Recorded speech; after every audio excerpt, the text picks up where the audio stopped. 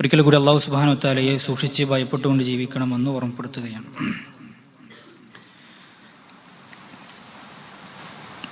ചൂട് പോലെ തന്നെ നമ്മുടെ നാവിൽ വരുന്ന മറ്റൊരു ചൂടാണ് തെരഞ്ഞെടുപ്പ് എന്നുള്ളത്.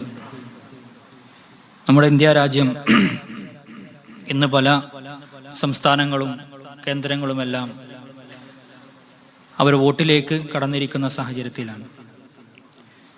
ഇൻഷാ അല്ലാഹ് അടുത്ത വെള്ളിയാഴ്ചയിലാണ് നമ്മുടെ നാട്ടിൽ തിരഞ്ഞെടുപ്പ് നടക്കുന്നത്. ഈ സമയത്ത് നമ്മൾ ശ്രദ്ധിക്കേണ്ട ഒന്ന് രണ്ട് കാര്യങ്ങളാണ് സൂചിപ്പിക്കാനുള്ളത്. ഒന്ന്, നമ്മുടെ രാജ്യം മതനിരപേക്ഷ നിലപാടോടുകൂടി നിലനിൽക്കുക എന്നത് അത്യാവശ്യമാണ്. നമ്മുടെ വ്യക്തിജീവിതത്തിനും കുടുംബജീവിതത്തിനും സാമൂഹിക ജീവിതത്തിനും സമാധാനപരമായ അന്തരീക്ഷം ഉണ്ടാവുക, നമ്മുടെ മതം മുറുകെ പിടിച്ച് അതിൻ്റെ നിയമങ്ങളെ പാലിച്ച്, അത് വിവാഹമാകട്ടെ മരണാനന്തര ചടങ്ങുകളാകട്ടെ, ഏത് വിഷയത്തിലും നമ്മുടെ മതമാണ് യഥാർത്ഥത്തിൽ ഇപ്പോൾ പരിഗണിക്കപ്പെടുന്നത്. ഒരു മുസ്ലിമാണെങ്കിൽ അവരുടെ വിവാഹത്തിൻ്റെ നിയമങ്ങൾ, അവരുടെ മരണാനന്തര നിയമങ്ങൾ, അനന്തരാവകാശ നിയമങ്ങൾ, ഇതെല്ലാം ഇന്ന് ഇസ്ലാമിക നിയമങ്ങൾ പാലിച്ചുകൊണ്ടാണ് നമ്മുടെ നാട്ടിൽ ഇപ്പോൾ നടന്നു വരുന്നത്. എന്നാൽ നമുക്കറിയാം, ഏക സിവിൽ കോഡ് എന്ന് പറയുന്നൊരു സംഗതി, മൊത്തത്തിൽ എല്ലാവർക്കും ഒരു നിയമം, അത് യഥാർത്ഥത്തിൽ നമ്മുടെ മതത്തെ ബാധിക്കുകയും നമ്മുടെ ദൈനംദിന കാര്യങ്ങളെ വല്ലാതെ പരിക്കേൽപ്പിക്കുകയും ചെയ്യുന്ന ഒരു കാര്യമാണ്. ഇത് നമ്മൾ അനുഭവിക്കുന്ന ഒരു പ്രതിസന്ധി അതാണ്. അതേപോലെ തന്നെ CAA, NRC, പൗരത്വ ഭേദഗതി ബില്ല്, ഈ രാജ്യത്ത് ജീവിച്ച് ജനിച്ചു വളർന്ന ആളുകളെ സംബന്ധിച്ചിടത്തോളം വീണ്ടും അവരുടെ പൗരത്വം ചോദ്യം ചെയ്യപ്പെട്ടുകൊണ്ടിരിക്കുന്നു. മുസ്ലിം പേര് തന്നെ വലിയ ഭീതിയോടുകൂടി മറ്റുള്ള ആളുകൾ കണ്ടുകൊണ്ടിരിക്കുന്നു. മതത്തിന്റെ ചിഹ്നങ്ങളും അടയാളങ്ങളും, അവർ കഴിക്കുന്ന ഭക്ഷണം വരെ ചോദ്യം ചെയ്യപ്പെട്ടുകൊണ്ടിരിക്കുന്ന അവസ്ഥ ഉണ്ട്. അതുകൊണ്ട് തന്നെ ഈ വരുന്ന തെരഞ്ഞെടുപ്പ് എന്നത്, പ്രിയപ്പെട്ടവരെ, നമ്മുടെ നിലനിൽപ്പിന്റെ പ്രശ്നമാണ്. അതുകൊണ്ട് തന്നെ ഇത് മതനിരപേക്ഷ ഇന്ത്യയായി തന്നെ നിലനിൽക്കാൻ വേണ്ടിയിട്ട് നമ്മെ സംബന്ധിച്ചിടത്തോളം ഒന്നാമതായി ചെയ്യേണ്ടത് നിർബന്ധമായും വോട്ട് ചെയ്യുക എന്നുള്ളതാണ്.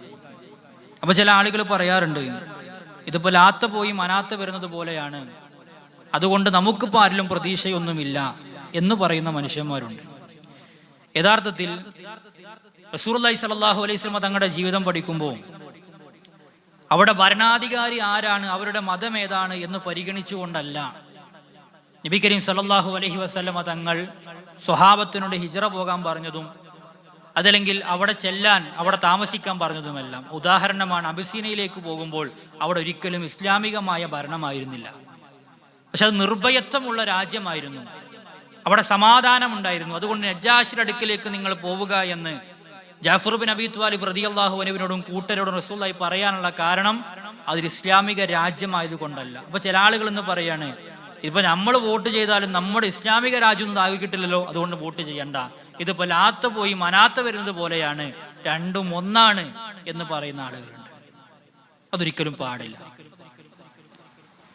മഹാന്മാരായ പ്രവാചകന്മാർ വരെ പ്രാർത്ഥിച്ച പ്രാർത്ഥന എന്താണ്? ഞങ്ങൾക്ക് ഈ രാജ്യത്തിന്റെ ഭരണം കിട്ടണമെന്നല്ല, റബ്ബി ജഅൽനി ഹാദാ ബലദ ആമീൻ, ഞങ്ങൾക്ക് ഈ നാട് നിർഭയത്വമുള്ളതാക്കി നൽകണേ. ആ പ്രാർത്ഥനയും നമ്മുടെ ജീവിതത്തിൽ പ്രധാനപ്പെട്ടതാണ്. അതേപോലെ തന്നെ നമ്മുടെ വോട്ട് ഏതെങ്കിലും കൊടിയോ ഏതെങ്കിലും ചിഹ്നമല്ല പ്രശ്നം. ദീർഘവീക്ഷണത്തോടുകൂടി, ആ വാക്ക് നമ്മൾ ശ്രദ്ധിച്ചാൽ തന്നെ നമുക്ക് മനസ്സിലാക്കാം. ദീർഘവീക്ഷണത്തോടു കൂടിയിട്ട് നമ്മുടെ നിലനിൽപ്പിനും ഈ സമുദായത്തിന്റെ നിലനിൽപ്പിനും നമ്മുടെ മതം മുറുകെ പിടിച്ച് നമുക്ക് ജീവിക്കാനും ആരാണോ നമ്മെ ഏറ്റവും കൂടുതൽ സഹായിക്കുക, അവരെ ആയിരിക്കണം നമ്മൾ തിരഞ്ഞെടുക്കേണ്ടത് എന്ന് വരെ സൂചിപ്പിക്കാൻ. പിന്നെ പലരും ഇപ്പോൾ പറഞ്ഞുകൊണ്ടിരിക്കുന്നത് വെള്ളിയാഴ്ചയിലാണ് വോട്ട്, അതുകൊണ്ട് നമുക്കന്ന് ജുമുഅ വേണ്ട, വോട്ടാണ് പ്രധാനം എന്ന മെസ്സേജുകൾ വ്യാപകമായി നടന്നുകൊണ്ടിരിക്കുകയാണ്. അത് നമ്മൾ ശ്രദ്ധിക്കേണ്ട ഏറ്റവും പ്രധാനപ്പെട്ട കാര്യം എന്ന് വെച്ചാൽ, നമ്മൾ നമ്മുടെ കുടുംബവും വോട്ട് ചെയ്യാനായി എപ്പോഴാണ് പോകുന്നത് എന്ന നിശ്ചയം, അല്ലെങ്കിൽ നേരത്തെ തന്നെ പോവുക എന്ന തീരുമാനം എപ്പോഴേ എടുക്കണം. ഇപ്പൊ ജുമുഅ എന്ന് പറഞ്ഞാൽ പ്രിയപ്പെട്ട ഒരു 40 മിനിറ്റ് 50 മിനിറ്റ് കൊണ്ട് ജുമുഅ കഴിയും. എന്നാൽ വോട്ടെടുപ്പോ മണിക്കൂറുകൾ നീണ്ടു നിൽക്കും, രാവിലെ മുതൽ വൈകുന്നേരം വരെ നീണ്ടു നിൽക്കുന്നതാണ്. അപ്പൊ ജുമുഅ കളഞ്ഞുകൊണ്ട് ഒരു വോട്ടെടുപ്പ് പ്രിയപ്പെട്ടവരെ നമുക്ക് പാടില്ല. അന്ന് ജുമുഅ ചുരുക്കുക, നമസ്കാരം ചുരുക്കുക എന്നുള്ളതൊക്കെ യഥാർത്ഥത്തിൽ പ്രധാനപ്പെട്ട ഒരു സംഗതി തന്നെയാണ്. അതതിന്റെ ആളുകൾ അതേപോലെ തന്നെ ചെയ്യും. എന്നാൽ ചില ആളുകൾ എന്ന് പറഞ്ഞുകൊണ്ടിരിക്കുകയാണ്, അന്ന് ജുമുഅയും വേണ്ട, അന്ന് നമ്മുടെ വോട്ടാണ് പ്രധാനമെന്ന് പറയുന്നവരുണ്ട്. അതുകൊണ്ട് കഴിയുന്ന പുരുഷന്മാർ രാവിലെ തന്നെ നേരത്തെ പോയി വോട്ട് ചെയ്യുക. ഇതേപോലെ തന്നെ പള്ളിയിലേക്ക് വരാത്ത സ്ത്രീകൾ സ്വാഭാവികമായും ഒരു ഉച്ച സമയത്ത് അവർക്ക് തിരക്ക് കുറവായിരിക്കും. ആ പള്ളിയിലേക്ക് വരാത്ത സ്ത്രീകൾ അവർ ഉച്ച സമയത്ത് പോയി വോട്ട് ചെയ്യുക. അതേപോലെ തന്നെ ഇലക്ഷൻ ഉദ്യോഗസ്ഥന്മാരുണ്ട്, നമ്മുടെ കൂട്ടത്തിലുണ്ടാകും. അവർ ഈ വിഷയത്തിൽ ഒരിക്കലും പ്രതിസന്ധി അവർക്കില്ല. കാരണം മതം അവർക്ക് ആ ഇളവ് നൽകുന്നുണ്ട്. അവർ ദൂരപ്രദേശത്തെ പോളിംഗ് ബൂത്തിലാണെങ്കിൽ അവർക്കത് ജംഉം കസ്റുമായിട്ട് നിർവഹിക്കാം. അതല്ല സ്വന്തം നാട്ടിലെ പോളിംഗ് ബൂത്തിലാണെങ്കിൽ അവർക്കത് പിന്നെ ജംആക്കിയിട്ടും അവരെ നമസ്കാരം അവർക്ക് നിർവഹിക്കാം. അതിൽ അവർക്ക് യാതൊരു തകരാറുമില്ല എന്ന് നമ്മൾ മനസ്സിലാക്കേണ്ടതുണ്ട്. അതേപോലെ തന്നെ ആത്മാർത്ഥമായി പ്രാർത്ഥിക്കുക. വലാ തുസല്ലിത് അലൈനാ മല്ലാ യർഹമുനാ.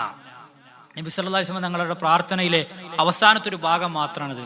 വലാ തുസല്ലിത് അലൈനാ മല്ലാ യർഹമുനാ. ഞങ്ങളോട് കാരുണ്യം കാണിക്കാത്തവരെ അല്ലാഹുവേ ഞങ്ങൾക്ക് നീ നേതാക്കന്മാരെയാക്കരുത് എന്നുള്ളത്. അത് വല്ലാത്തൊരു പ്രാർത്ഥന. കാരുണ്യം കാണിക്കാത്തവരെ നീ ഞങ്ങളുടെ നേതാക്കന്മാരാക്കരുത്. പ്രാർത്ഥനയാണ് ഏറ്റവും പ്രധാന ആയുധമെന്ന് നമ്മൾ മനസ്സിലാക്കുക. അതുകൊണ്ട് നമുക്ക് വോട്ടുമുണ്ട്, നമുക്ക് ജുമഅയുമുണ്ട്, നമുക്ക് നമസ്കാരമുണ്ട്.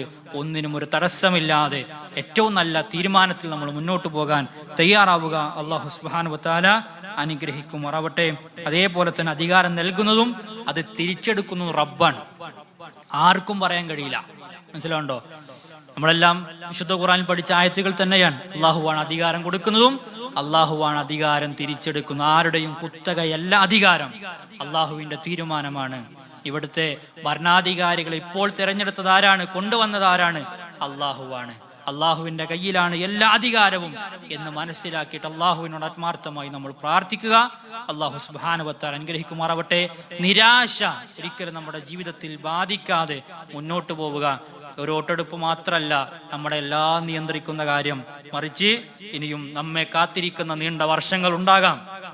കാരണം ഇന്ത്യയുടെ സാഹചര്യം, ചരിത്രം വായിക്കുമ്പോൾ നീണ്ട വർഷങ്ങൾ നമ്മുടെ മുൻഗാമികൾ ഈ രാജ്യത്തിന്റെ ഫ്രീഡത്തിന് വേണ്ടിയിട്ട്, സ്വാതന്ത്ര്യത്തിന് വേണ്ടിയിട്ട് പോരാടിയിട്ടുണ്ട്. പലരും ജീവൻ വരെ കൊടുക്കേണ്ടി വന്നിട്ടുണ്ട് എന്നത് ചരിത്രം പഠിപ്പിക്കുന്ന യാഥാർത്ഥ്യമാണ്. അതുകൊണ്ട് ഏതെങ്കിലും ഒരു വർഷത്തിലെ തെരഞ്ഞെടുപ്പ് മാത്രമല്ല നമ്മുടെ പ്രതീക്ഷ, മറിച്ച് അള്ളാഹുവിലാണ് നമ്മുടെ പ്രതീക്ഷ എന്ന് നമ്മൾ തിരിച്ചറിയുക. അള്ളാഹു സുബ്ഹാനഹു വ തആല അനുഗ്രഹിക്കുമാറാവട്ടെ. എല്ലാ നന്മകൾക്കും അള്ളാഹു നമ്മെ സാക്ഷിയാക്കുമാറാകട്ടെ. നമ്മെ തേടി വരുന്ന മുസീബത്തുകൾ അള്ളാഹു നമ്മിൽ വഴിമാറ്റുമാറാകട്ടെ. നിർഭയത്വത്തോടുകൂടി രാജ്യത്ത് ജീവിക്കാനുള്ള അനുകൂല സാഹചര്യങ്ങൾ അള്ളാഹു നമുക്ക് ഏവർക്കും പ്രദാനം ചെയ്യുമാറാകട്ടെ. അതുപോലെ തന്നെ നമ്മളെ തകർക്കാനും നമ്മളെ ആക്രമിക്കാനും ശ്രമിച്ചുകൊണ്ടിരിക്കുന്ന അക്രമികളായ ഭരണാധികാരികളുടെ എല്ലാ ഷർറുകളിൽ നിന്നും അള്ളാഹു നമ്മെ ഏവരെയും കാത്തുരക്ഷിക്കുമാറാവട്ടെ. അതിൽ നേതാക്കന്മാർക്ക് അള്ളാഹു സുബ്ഹാനഹു വ തആല ഹിദായത്തിനെ കരുതിയിട്ടുണ്ടെങ്കിൽ എത്രയും പെട്ടെന്ന് കൊടുക്കുമാറാകട്ടെ. അതല്ല, ഹിദായത്തിനെ നൽകാൻ ഉദ്ദേശിച്ചിട്ടില്ല എങ്കിൽ അവരുടെ കുതന്ത്രങ്ങളെ അള്ളാഹു സുബ്ഹാനഹു വ തആല അത് എല്ലാ അർത്ഥത്തിലും നശിപ്പിച്ചു കളയുമാറാകട്ടെ. ربنا آتنا في الدنيا حسنة وفي الآخرة حسنة وقنا عذاب النار. ربنا تقبل منا إنك أنت السميع العليم وتب علينا إنك أنت التواب الرحيم. آمين آمين برحمتك يا أرحم الراحمين. صلى الله على نبينا محمد وعلى آله وصحبه وسلم تسليما كثيرا والحمد لله رب العالمين.